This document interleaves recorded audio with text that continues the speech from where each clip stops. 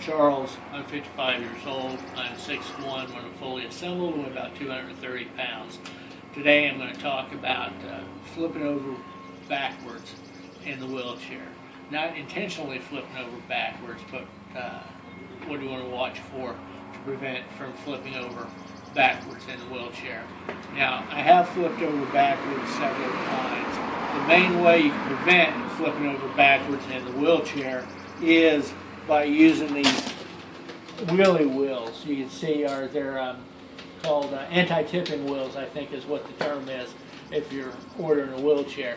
Now, these are turned up, and when they're turned down, they will make it such that the wheelchair will only tip back so far, and those wheels will catch and prevent you from shifting your weight all the way back.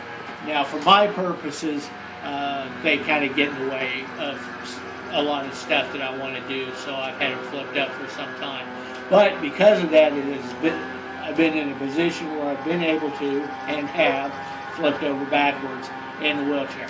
And I have flipped over twice going forward.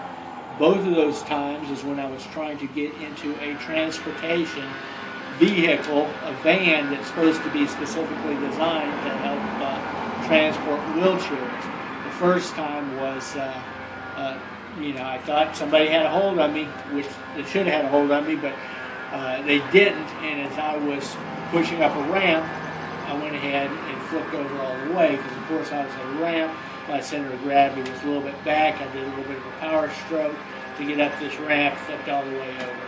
Not me, not that person, everybody flipped over. The other time I did this in a van, I got caught in one of the seat belt or the strap mountings that they have on the floor. Once again, the vehicle wasn't perfectly level. I hit one of those mounting deals that they use that move around on the floor, but they can adjust it and it mounts solid.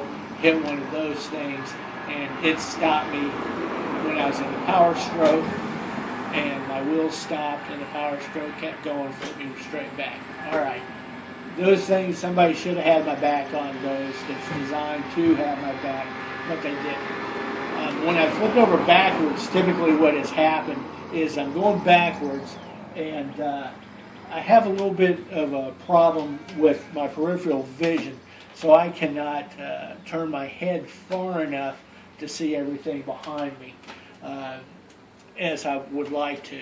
So I either come across some obstacle or a pothole or a crack in the sidewalk, that's very uneven, or in this case, something like in my garage where I might have had a broom and it just fell over and it's kind of just jammed up and I just don't see it there. I didn't know it was there. And I rolled back, and that is enough that I can hit that. If I'm going with any speed at all, it'll stop my wheels, but as I'm pushing, it could push my chair back and cause me to flip all the way over. And I definitely don't want that to happen, because we've got a real good chance of bumping my nugget, and that does not want to be one of the things that I do in any given day.